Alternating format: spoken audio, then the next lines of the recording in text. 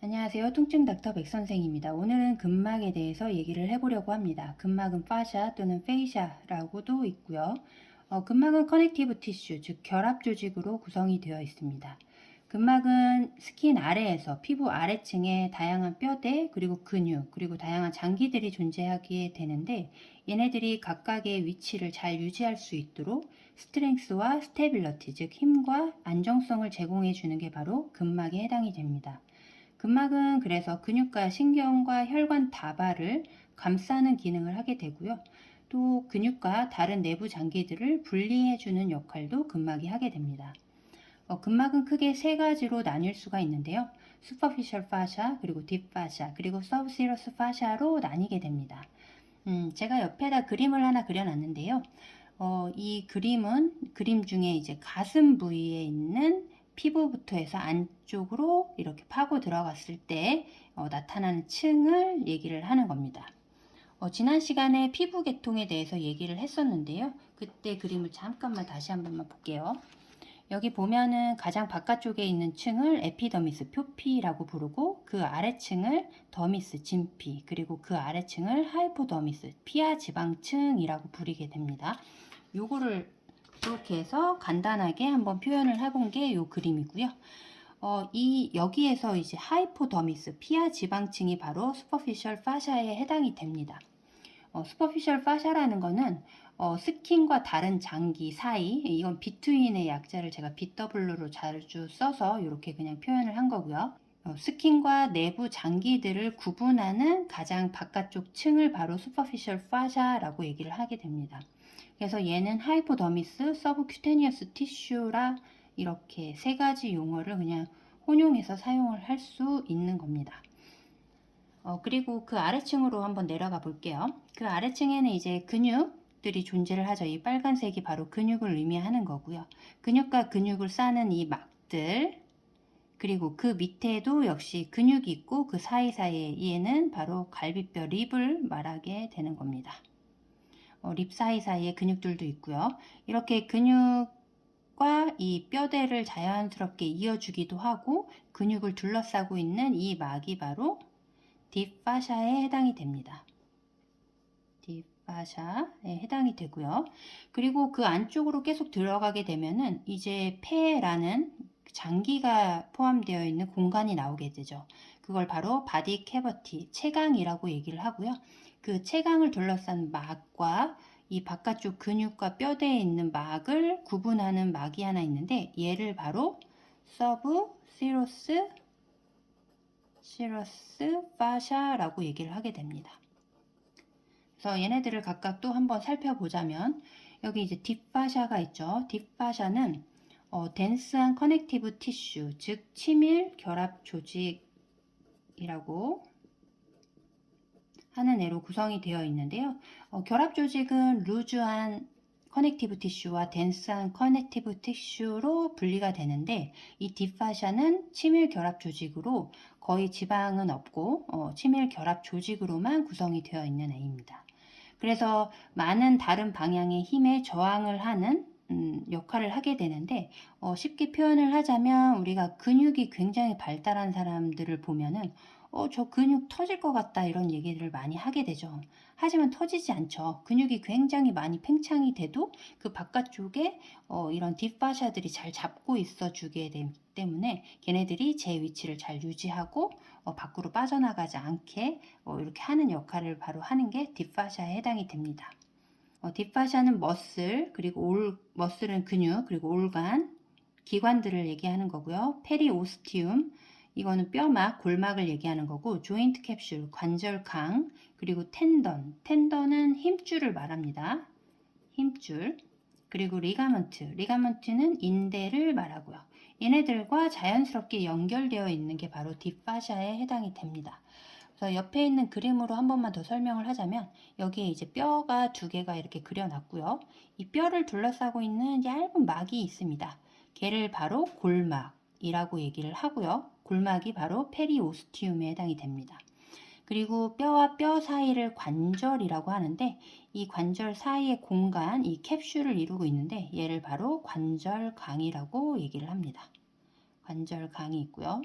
이 뼈와 뼈를 연결하는 게 바로 인대라고 하고요. 이 근육과 근육이 뼈대에 붙게 되는데 이 뼈대에 붙게 되는 이 얘를 바로 힘줄이라고 얘기를 하게 됩니다. 얘네들은 이렇게 따로따로 뭐 뼈 따로 뭐 인대 따로 힘줄 이렇게 따로 있는 게 아니라 이 파샤와 자연스럽게 연결되어 있습니다. 파샤와 연결이 되어 있고요. 이것들이 서로 이어져서 단단하게 잘 유지가 되고 있는 겁니다. 우리 몸 안에 있는 애들은 이렇게 단단하게 파샤로 연결되어서 일정한 위치를 잘 차지하고 있게 되는 겁니다.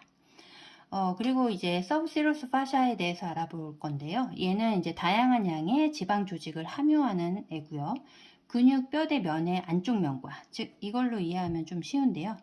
근육과 요 뼈대, 이 립이라는 뼈대, 갈비뼈, 요 뼈대의 안쪽 막과 이 안쪽에는 이제 공간이 하나 있죠. 폐를 둘러싼 그 공간이 하나 나오는데 그런 거를 채강이라고 얘기를 합니다. 바디 캐버티라고 얘기를 하죠. 이 채강을 싸는 장막 사이를 바로 서브시러스 파샤라고 얘기를 하는데요. 여기서 잠깐 채강에 대해서만 잠깐 짚고 넘어가도록 하겠습니다. 우리 몸에는 이렇게 공간이 있습니다. 장기들을 이제 품고 있는 공간이 존재하게 되는데요. 대표적으로 3인방이 있는데 가장 위쪽부터 얘기를 해보자면 얘는 소라식 캐비티라고 얘기를 하고요. 그 아래쪽으로는 복부, 업도미널 캐비티가 존재를 하고요. 그리고 이 아래쪽은 이제 골반, 펠빅 캐비티가 존재를 하고 있습니다. 이렇게 크게 우리는 소라식 캐비티, 앱도미널 캐비티, 펠빅 캐비티로 이렇게 장기들을 감싸고 있는 공간이 존재하게 되는데요. 이 공간의 바깥쪽을 이제 싸고 있는 막이 바로 서브시러스 파샤라고 생각을 하시면 됩니다. 얘를 잠깐만 짚고 넘어가자면 이 소라식 캐비티와 이 업도미널 캐비티는 이렇게 다이아프램이라는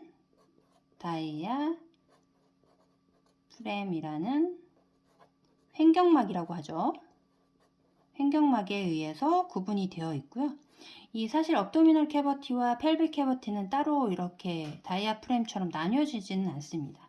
그래서 얘를 업도미노 펠빅 캐비티라고도 얘기를 하게 됩니다. 어쨌든 이게 대표적인 이제 3인방의 캐비티이고요.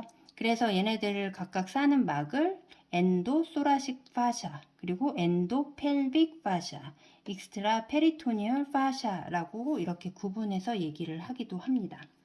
여기서 표현하는 이 엔도라는 거는 바로 안이라는 걸 의미하게 됩니다. 안쪽, 얘도 안쪽. 그리고 익스트라는 바깥쪽을 의미하는 용어이고요. 이 페리토니움은 복막을 의미하는 단어입니다. 그래서 엔도소라식 파샤, 그리고 엔도펠빅 파샤, 엑스트라 페리토니얼 파샤라고 해서 이런 세 가지 대표적인 서브시러스 파샤가 존재하게 됩니다. 물론 이 안에 그 장기들, 여기 되게 내부에 다양한 장기들이 있는데요. 그 장기 사이사이에 역시 파샤들은 존재하고 있고요. 가장 대표적인 3인방만 얘기를 해본 겁니다. 이제 두 번째 장으로 넘어와서요. 근막 구획이라는 게 있습니다. facial compartment라고 얘기를 하고요. 우리가 앞쪽 거를 잠깐 다시 한번 가져다가 설명을 해보면 우리가 이렇게 몸체에는 소라식, 그리고 업도미널 펠빅이라는 이 채강이 존재를 하게 되는데 우리 양쪽의 팔다리 그리고 양쪽의 팔 그리고 양쪽의 다리에는 이런 채강이 존재하지는 않고 근육으로만 구성이 되어 있죠. 그 팔, 다리에 동일한 신경지배와 유사한 기능을 하는 근육 집단끼리 이렇게 묶어 놓게 되는데 그걸 바로 facial compartment, 근막 구획이라고 얘기를 하게 됩니다. 이 구획이 나누어짐으로써 염증과 종양이 주위로 퍼지는 것을 막아주기도 하고요. 염증이 퍼지는 방향을 유도할 수도 있게 되는 겁니다. 그래서 오늘은 이 하지에 대해서만 조금 한번 어떤 컴파트먼트로 구성되어 있는지를 한번 살펴보려고 합니다. 먼저 여기 제가 다 그림을 하나 그려놨는데요. 위쪽에 있는 대퇴부 쪽에 있는 곳에는 뼈가 하나가 존재하고 있는데 이 뼈가 바로 피머라고 하죠. 그리고 아래쪽에는 두 개의 뼈로 구성이 되어 있습니다. 내측에는 티비아 라는 뼈가 있고요. 그 다음에 바깥쪽에는 피뷸라라는 뼈가 존재하게 되죠. 얘네들을 한국말로도 조금 풀어서 얘기를 해볼게요. 얘는 대퇴골이라고 얘기를 하고요. 얘는 티비아는 경골, 그리고 피뷸라는 비골이라고 합니다. 그리고 이쪽 얘가 이제 엄지발가락 쪽, 그리고 여기가 새끼발가락 쪽, 엄지발가락 쪽 이 내측, 얘를 내측, 얘를 이제 바깥쪽 외측이라고 하죠. 혹시 기억이 용어 정리해서 제가 얘기를 했는데 내측을 미디얼이라고 하고 외측을 레터럴이라고 얘기를 하죠. 이것만 한 번만 짚고 넘어가도록 하겠습니다. 위에 대퇴부를 이렇게 단면으로 잘라서 본 그림이 얘입니다. 그래서 여기 이 가운데에 이 피머라는 뼈대가 있고요. 이 뼈대로 이쪽이 앞쪽, 여기를 뒤쪽으로 제가 그려 넣은 겁니다. 이 앞쪽에 이 여러 가지의 근육들이 있게 되는데 이 근육들이 이런 두꺼운 파샤로 나뉘어지게 됩니다. 얘를 바로 안테리어 컴파트먼트라고 얘기를 하고요. 컴파트먼트라고 얘기를 하고 이 뒤쪽에도 이렇게 여러 개의 근육이 모여서 하나의 구획을 이루게 됩니다. 그리고 여기에도 하나의 구획을 이루게 되고 그래서 얘를 미디얼 내측에 있다고 해서 미디얼 컴파트먼트라고 얘기를 하고요. 이 얘는 뒤쪽에 있다고 해서 포스테리어 컴파트먼트라고 하게 됩니다. 그래서 대퇴부는 세 개의 구획으로 나뉘어지게 됩니다. 안테리어, 미디얼, 포스테리어로 나눠지게 되고요. 여기서 하나만 간단히 조금만 하나만 더 설명을 하자면 이 앞쪽에 있는 컴파트먼트가 여러분들이 많이 알고 있는 쿼드리셉스 라고 해서 이 쿼드리가 살을 의미하고요. 이게 바로 대퇴사두근들이 모여 있는 곳이 바로 안테리어 컴파트먼트입니다. 그리고 이 포스테리어 컴파트먼트도 아마 많이 알고 계실 거예요. 햄스트링이 존재하는 게 바로 포스테리어 컴파트먼트고요. 각각의 근육에 대해서는 이 대퇴부를 공부할 때 그때 근육들은 자세히 다루도록 하겠습니다. 오늘은 그냥 페이셜 컴파트먼트만 한번 나눠 볼 거고요. 그리고 이 아래쪽으로 한번 보면은 아래쪽 아래 다리에는 이제 티비아가 있고 피뷸라가 있죠. 그리고 이번에는 이쪽을 앞쪽, 이쪽을 뒤쪽으로 해서 이렇게 그려 놔봤습니다. 얘는 총 4개의 구획으로 나뉘게 되는데요. 이렇게 앞쪽에 하나, 그리고 하나 미리 써서 한번 진행을 해보죠. 안테리어 컴파트먼트라고 하고요. 이 외측으로 또 하나의 구획, 그래서 외측이기 때문에 레터럴 컴파트먼트로 나뉘게 되고요. 그리고 뒤쪽에 구획이 있습니다. 뒤쪽의 구획은 두 가지로 나뉘게 되는데요. 이렇게 깊숙한 곳에 하나, 그리고 이렇게 그 바깥쪽으로 하나. 얘는 이제 바깥쪽에 있어서 superficial, 더 표피에 있다고 해서 superficial, posterior 컴파트먼트라고 얘기를 하고요. 이 안쪽 깊은 곳에 있는 거는 딥, 포스테리어 컴파트먼트로 이제 표현을 하게 됩니다. 그래서 아래 하지에는 이제 크게 4가지의 구획으로 나뉘게 됩니다. 이렇게 구획들이 있는데 이 구획들이 중요한 이유는 이 컴파트먼트 신드롬이라고 해서 구획 증후군이 있는데요. 얘는 또 따로 제가 다뤄볼 시간을 가지기는 할 건데요. 오늘은 간단히만 한번 표현해 보도록 하겠습니다. 우리가 뭔가 골절이라든지 아니면 뭔가 인저리를 당해요. 뭐 크게 상처가 나거나 인저리를 당하게 되면은 이 근육들이 굉장히 붓는다고 하죠. 우리가 다치면 조직들이 부어오르잖아요. 이 근육들이나 이런 조직들이 굉장히 부어오르게 됩니다. 근데 이 부어오르는 그 근육들 사이사이에 이렇게 혹시나 보이실지 모르겠지만 여기에 신경도 지나가고 있고 혈관도 지나가고 있는데 이런 애들을 바로 우리는 뉴로 베스큘러 번들이라고 얘기를 하게 됩니다. 이 뉴로베스큘러 번들이라는 거는 신경혈관 다발이라고 하시면 됩니다. 신경혈관 다발로 아터리, 동맥도 있고 베인, 정맥도 있고 너브, 신경도 있는 이 번들, 다발을 이루어서 얘네들이 지나가게 됩니다. 그래서 근육들이 굉장히 부풀어 오르고 조직들이 이제 팽창이 되면서 이 뉴로베스큘러 번들을 압박하게 되겠죠. 그래서 그 내부의 프레셔가 증가하게 되면서 혈관을 누르기 때문에 블러드 플로어, 즉 혈류의 흐름이 감소하게 됩니다. 혈류의 흐름이 감소하게 되면은 그쪽에 양분이나 어떠한 산소나 이런 것들이 흘러 들어갈 수가 없기 때문에 이스케미아, 허혈 상태가 만들어지게 되고요. 허혈 상태가 오래 지속되다 보면은 네크로시스, 괴사가 오게 됩니다. 이 괴사가 오게 되는 것뿐만 아니라 괴사는 굉장히 심각하게 이제 오는 거고 그 전에 이제 페인이나 이상 감각 뭐 이런 다양한 질환들 증상들이 또 나타나게 됩니다. 이거는 나중에 컴파트먼트 신드롬을 다룰 때 조금 더 자세히 얘기하도록 하겠습니다. 그리고 다음으로 넘어가면은 이제 근정맥 펌프, 머스큘러 비너스 펌프라는 게 있는데 얘를 한번 설명을 해보자면 우리가 이렇게 인간의 모습을 한번 그려볼게요. 팔다리가 이렇게 있겠죠. 여기 심장이 있고요. 심장에서 강력한 펌프질을 하게 됩니다. 펌프질을 하게 되면은 혈류가 이렇게 뇌로도 가고 양쪽 팔로도 뻗어가고 그리고 하지로도 이렇게 뻗어가게 됩니다. 이렇게 말초까지도 이 강력한 심장의 펌프로 흘러 들어가게 되는데 얘네들이 다시 심장으로 되돌아올 수가 있어야겠죠. 이 되돌아올 수 있는 그것들을 어떻게 설명을 하냐면 근정맥 펌프로 설명을 하는 겁니다. 이 깊은 근막과 수축하는 근육 그리고 정맥 판막이 있기 때문에 혈액이 심장으로 다시 되돌아갈 수가 있게 되는 겁니다. 그거에 대해서 한번 설명을 해볼게요. 여기 그림을 그려놓기는 했는데 조금 크게 다시 그려보자면 이렇게 정맥이 있고 이렇게 판막이 있게 됩니다. 평소에는 이렇게 막혀져 있죠. 그래서 얘가 이렇게 심장으로 되돌아가지 못하다가 근육이 여기 하나만 더 그려볼게요.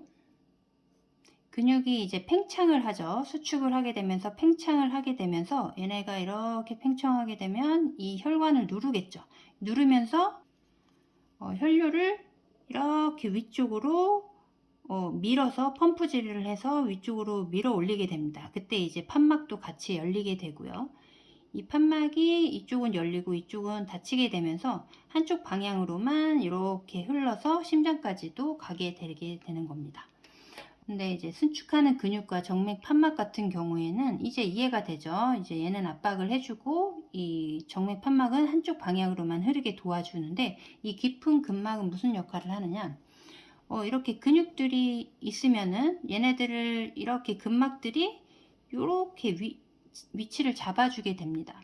근육들이 수축을 하게 되면은 팽창을 하게 되면서 얘네들이 이 근육이 오히려 바깥쪽으로도 더 팽창해서 나갈 수 있으면 이 안쪽을 제대로 눌러줄 수가 없겠죠. 그래서 이 근육들이 바깥쪽으로 빠지지 않게 이렇게 유지를 해주는 게 바로 근막이기 때문에 얘네들이 존재하고 있기 때문에 얘가 안쪽으로 혈관을 눌러서 이 흐름을 만들어 줄 수 있게 되는 겁니다. 그걸 바로 근정맥 펌프라고 얘기를 하게 되는 거고요. 마지막으로 이제 깊은 근막이 현저히 두꺼워져서 지지대를 형성하게 되는데 그걸 바로 레티나큘럼이라고 얘기를 하게 됩니다. 레티나큘럼은 주로 이제 손이나 발에서 이제 설명을 할 수가 있는데요. 여기 이제 손이 있죠. 여기 각각의 마디들, 이렇게 각각의 마디들이 이렇게 움직일 수가 있죠. 이 각각의 손가락마다 이렇게 힘줄들이 이어져 있습니다. 이 힘줄들이 모여서 이제 손목에서 지나가게 되는데 얘네들을 덮고 있는 레티나큘럼, 얘가 바로 레티나큘럼이고요. 이 레티나큘럼이 있어서 힘줄들이 이 위치에 잘 있게 해줄 수 있게 되는 겁니다.